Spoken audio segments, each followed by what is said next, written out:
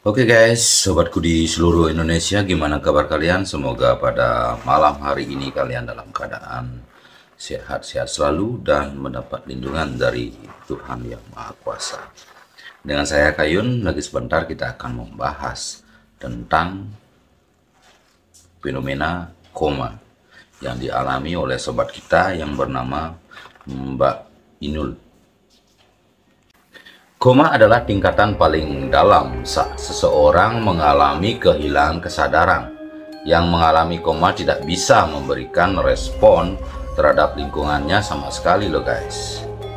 Pengidap koma biasanya melakukan gerakan, mengeluarkan suara, terlebih membuka mata meski dicubit. Berbeda dengan pingsan yang hanya terjadi sementara.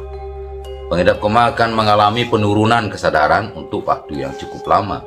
Salah satu penyebab koma biasanya disebabkan oleh infeksi pada otak seperti encephalitis atau meningitis, keracunan seperti keracunan logam berat atau karbon monoksida, overdosis alkohol atau nafsa biasanya, kekurangan asupan oksigen misalnya setelah mengalami serangan jantung atau tenggelam, kejang, tumor pada bagian otak, kegagalan organ hati yang menyebabkan koma hepatikum, kadar garam dalam darah tidak seimbang, bisa seperti itu. Gejala koma yang paling utama adalah penurunan kesadaran. Kondisi ini ditandai dengan kehilangan kemampuan berpikir dan tidak merespon lingkungan di sekitarnya. Meski memberikan respon, tingkatan bisa sangat kecil loh guys, seperti mengerang kecil saat dicubit. Seseorang dengan kondisi koma ini terkadang masih bisa bernafas, memiliki denyut jantung yang teratur. Meski begitu, pengidap koma seringkali memakai alat bantu nafas atau diberikan obat untuk membantu menopang denyut jantungnya. Di sini kita tidak akan terlalu jauh menjelaskan terkait secara medis mengenai koma sebab ranahnya sudah di tenaga medis loh guys. Ada dokter yang membidangi. Akan tetapi kita akan membahas terkait kejadian mistis Mbak Inul saat koma. Mari kita saksikan video berikut ini.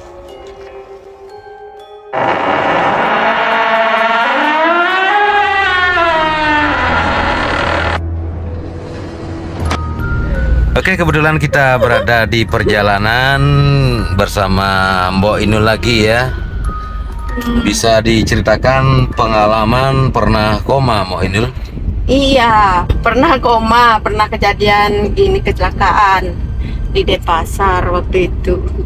Nah, setelah Mo Inul kecelakaan itu kan sempat nggak sadar, kayaknya ya ada 3 hari lah di rumah sakit. Setelah Mo Inul ngerasain waktu Mo Inul nggak sadar tuh nggak ada sakit sama sekali. Mo Inul ngerasainnya kayak pergi gitu ke sawah-sawah, kayak happy-happy lah. Pokoknya happy kemana-mana, lewat sawah, kadang lewat perjalanan seperti makan-makan, pokoknya seperti orang berwisata gitu.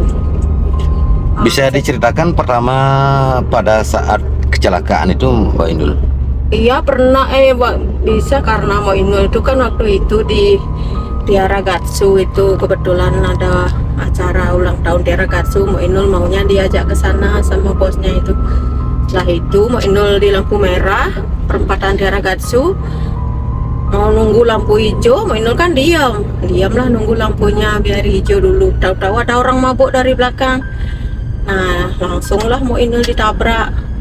Katanya orang Mo Inul udah ada rasa apa-apa. Mo Inul ditabrak, jadi kepalanya Mo Inul berlobang, entah tahu kena kunci, entah kena setang, nggak tahu ya. Tahu-tahu Mo Inul udah di rumah sakit itu. Nah tuh udah di setiap Mo Inul ngerasain, orang-orang bilangnya koma, Mo Inul udah ada ngerasain koma, rasanya main-main aja, happy ending kayaknya kemana gitu.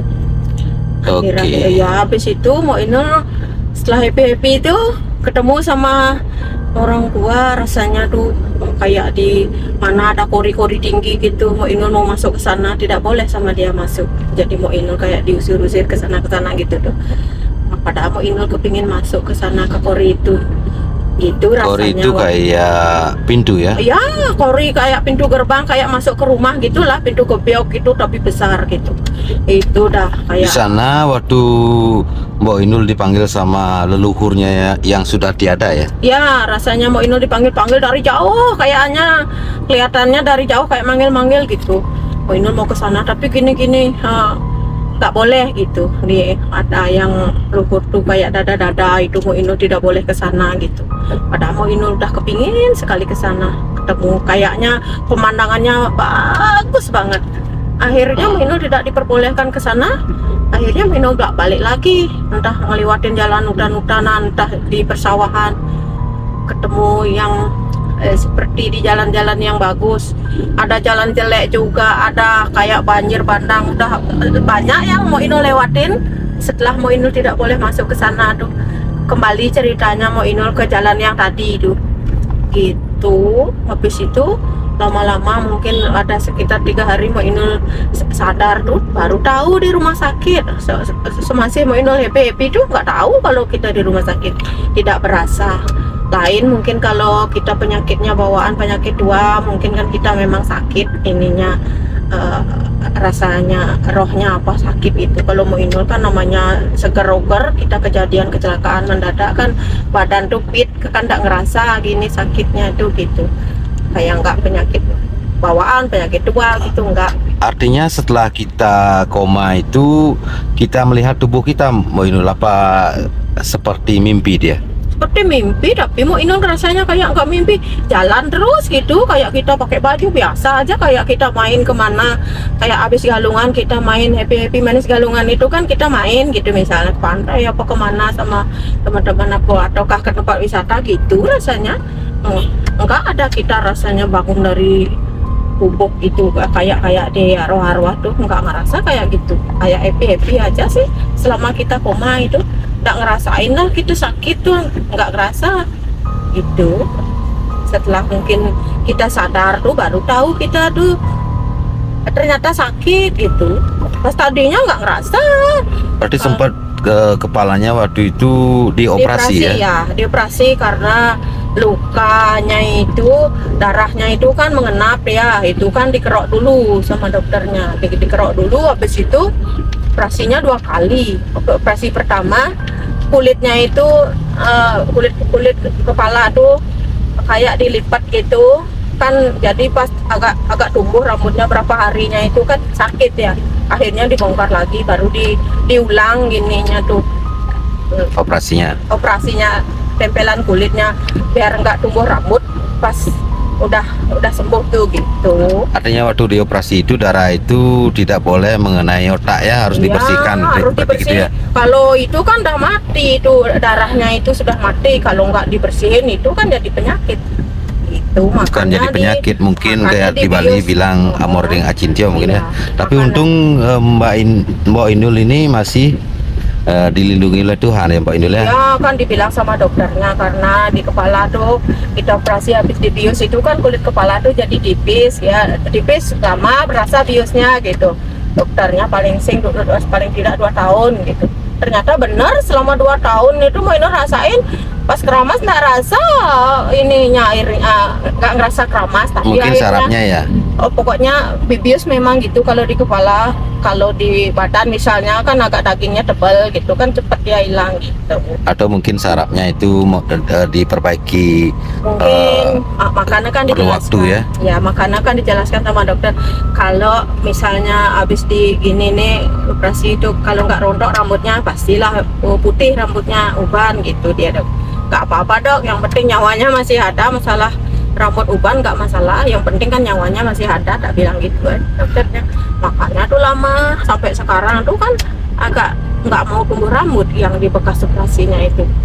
Artinya waktu jatuh itu memang sudah lupa ya, sudah iya, kayak pingsan itu. Nggak tahu siapa ngajak yang ke rumah sakit, nggak tahu. Habis itu baru gitu ya? Itunya sahabatnya tuh udah yang ngajak ke Tiara itu ngikutin. Itu Pak Agung namanya sama Bu Agung dari Denpasar, baru ngikutin. Dokternya kan nggak tahu juga siapa yang ngajak tadinya itu, yang ngantar ke rumah sakit sudah nggak ada di sana. Artinya pengalaman mistisnya waktu dipanggil orang tuanya itu aja Mbak Inul waktu itu? Ya waktu itu aja panggil-panggil, seandainya mungkin Mbak Inul dibolehkan ke sana, mungkin Mbak Inul lewat langsung mungkin. Karena Mbak Inul tidak diperbolehkan ke sana. Mungkin kayak dada-dadain gitu, kayak bilang nggak boleh. Misalnya habis Mbak Inul mungkin komang, kalau boleh Mbak Inul ngelewat ke sana ke pintu itu, mungkin lewat. Dah Mbak Inul nggak ada bisa ngomong sekarang. Kayaknya itu pintu menuju ke alam sana ya? Ya, kalau Mbak Inul kalau nggak tahu, kalau nggak pernah ngerasain, ya nggak bisa lah cerita gini, ngarang-ngarang cerita. Tapi mudah-mudahan gini ya. Oke guys, mudah-mudahan tidak Anda rasakan ya pengalaman Ya, Mbak Inul. mudah-mudahan orang lain tidak ngerasain seperti Mbak Inul. Sedangkan Mbak Inul juga sebatang kara. Mbak Inul juga pas jatuh tuh di rumah orang juga di Denpasar, di rumahnya Bu Agung sama Bu Agung tuh kan teman baik. Itu di sana. Kalau di film-film misteri itu katanya kalau kita koma itu melihat gerbang neraka atau surganya itu sempat Mbak Inul melihatnya ya? Kalau yang kayak ngelihat orang di neraka gitu misalnya gitu, kita kan nggak tahu neraka yang mana, surga yang mana. Yang jelas di perjalanan kita happy itu kayak ngelihat ada teman yang sakit, ada sahabat kita lihat yang sengsara, ada kita ngelihat orang kelaparan, ada kita ngelihat orang yang nangis ya, yang teriak gitu. Selama di perjalanan kayak kita sekarang jalan kan nemu orang segala macam di jalan, kayak gitulah, kayak sekarang ini kita nih kita ngerasainnya ketemu orang-orang kayak gitu. Tapi orang kita, itu waktu itu Mbak Inul itu kenal ya? Kenal biasa, kita nak disapa seperti sekarang ini, ada yang kenal mau kemana gitu misalnya. Kalau orang yang kayak sekarang kita hidup di darat kayak gini ini dah ada yang kenal. Kalau yang nggak kenal mungkin kita lewat ya, kita paling ditoleh-toleh sama dia. Cuman kita tahu orang itu entah dia susah entah apa gitu. Kayaknya nemu lah kita. Selama belum ketemu pintu itu banyak ketemu orang. Kita kan nggak tahu itu di mana gitu. Pokoknya selama Mbak Inul nggak sadar tuh kayak gitu Mbak Inul rasain. Pas bangunnya itu Mbak Inul takut. Oh tadi ternyata aku mimpi ya. Kayaknya tuh ternyata kita sakit. Tahu-tahu rambutnya Mbak Inul sudah nggak kelihatan rambut, udah berdarah-darah sampai kering kan darahnya. Setelah mungkin 2 minggu tuh sampai masih kering rambutnya, kan sebelah aja rambutnya, yang sebelah kan udah dicukur. Oke, waktu itu Mbak Inul artinya waktu itu Mbak Inul melihat orang yang sudah meninggal ya waktu di sana itu? Iya, kalau sana. Mbak Inul ngelihat yang manggil-manggil Mbak Inul juga sudah nggak ada gitu. Makanya Mbak Inul kalau dipanggil tuh kan rasanya senang karena kita sudah ditinggal sama orang yang kita sayang lah, keluarga intinya gitu. Karena Mbak Inul dipanggil-panggil, ternyata dibalikin Mbak Inul kan kayak dada-dada, kayak nggak boleh Mbak Inul ke sana gitu ya. Terus di depan pintu yang besar tuh ada yang menjaga. Kayak kalau di sini itu kayak ada pecalang gitulah istilahnya, kiri kanan ada, itu udah bilang dada-dadain Mbak Inul sama yang ada orang jaga di depan di pintu itu 2 gede-gede. Kayak pakaian ya kayak pakaian pecalang lah istilahnya. Kalau kita di sini kayak ada pecalang tapi gede-gede orangnya. Nah itu udah bawa senjata. Kayaknya kayak bawa tongkat gitu sih. Kalau senjata sih enggak. Kayak bawa tongkat gitu. Tongkat kayak. Waktu di perjalanan orang minta tolong, artinya dia itu apa saja, kembali tak nanya Mbak Inul, apa mungkin karena dihukum mungkin di alam sana atau gimana ya mungkin ya? Itu udah karena Mbak Inul nggak ngerti juga apa maksudnya. Mbak Inul ngerasain kayak kita di perjalanan kayak gini. Kalau Mbak Inul kan sifatnya suka menolong orang. Kalau Mbak Inul di sini aja hidup nih. Mbak Inul kadang-kadang walaupun nggak punya hidup pas-pasan, Mbak Inul tuh diutamakan membantu orang dulu. Kayak kalau kita kan tahu bisa nyari gitu. Orang Mbak Inul bantu dulu. Kalau yang di sana tuh kalau Mbak Inul berjalan kan Mbak Inul juga nggak bawa apa, bawa badan aja gitu istilahnya. Orang itu juga nggak minta-minta gitu, cuman kayaknya kayak kesusahan gitu. Cuman Mbak Inul juga kan nggak bawa apa, kayak kita main nggak bawa badan, nggak bawa tas, nggak bawa apa gitu. Kayaknya happy lah kita, cara kayak menjelajahi jalan mau kemana gitu mau Inul. Artinya tempat itu seperti tempat apa ya? Pas perjalanan itu? Kayak jalan-jalan biasa, ada pantai pas, kayak ada sungai besar, kayak ada blabar besar gitu. Banjir maksudnya? Banjir tuh besar. kayak merah airnya lewatin. Ada jalan bagus, ada jalan rusak gitu mau Inul jalanin. Makanya setiap mau Inul sekarang sakit, kalau mau Inul ingat mimpi itu tuh yang mau Inul dulu koma tuh, kayaknya kayak gitu dah. Mungkin kita perjalanannya nanti kalau kita sudah nggak ada, kayaknya mau Inul ngerasain. Kalau sempat sakit kan kadang-kadang macam-macam kan mau Inul mimpinya kayak gitu ya. Kayak pengalaman orang pernah mati suri itu ya. Ya, kalau yang jelas kan itu waktu mau Inul kecelakaan itu aja mimpinya kayak jelas. Kayak main biasa, kok nggak ada sakit sama sekali gitu. Rasanya mau Inul nggak ada sakit. Kalau kita sakit kan tidak bisa kemana-mana, kita nggak happy. Sedangkan itu perjalanannya jauh banget rasanya, tapi bisa mau Inul lagi kembali walaupun susah payah ngelewat jalan-jalan atau tebing-tebing, ngelewatin kayak dikejar-kejar orang gitu. Ke arah mana jalannya itu Mbak Inul kira-kira? Kalau mau Inul ngerasain waktu itu ke arah barat, kalau nggak ngerti, kalau nggak salah kayak perjalanan kalau dari Tabanan tuh kayak ke daerah Jembrano gitu rasanya. Kalau dari Bali itu ya, ke arah kayak, Jawa gitu. Ya kayak ke utara gitu rasanya. Ke utara? Kayak ke barat gitu. Ke barat ya? Ya kayak ke barat rasanya, lebih panjang arah ke baratnya rasanya. Barat lurus ya, Barat lurus. Ya, enggak sih lurus, kayaknya sih ada liku-likunya banyak. Itu banyak banget liku-likunya. Berarti kira-kira mimpinya berapa hari itu ya? Kalau yang mau Inul baru ingat tuh kan 3 hari. Oh 3 hari berarti mimpinya perjalanan itu ya? 3 hari mau Inul baru mau Inul sadar. Keempat harinya rasanya baru, 5 harinya baru pulang. Oke, mau Inul pengalaman mau Inul itu pun ini. nggak ada keluarga, cuman ada keluarga yang lain aja yang gini. Kalau adik-adik itu kan jauh rumahnya. Mau Inul kan biar nggak ngerepotin. Nggak tahu kalau orang-orang yang dekat itu, kalau mau Inul susah, berusaha tidak ngasih tahu orang gitu biar nggak ngerepotin. Gitu sih Pengalamannya ini ya. Mbak Inul Kalau orang yang nggak percaya misalnya, ya silakan koma dulu biar ngerasain gitu misalnya. Itu pengalaman yang cukup beresiko ya. Iya, beresiko tinggi itu. Mau Inul tidak kepingin lo ngalamin itu.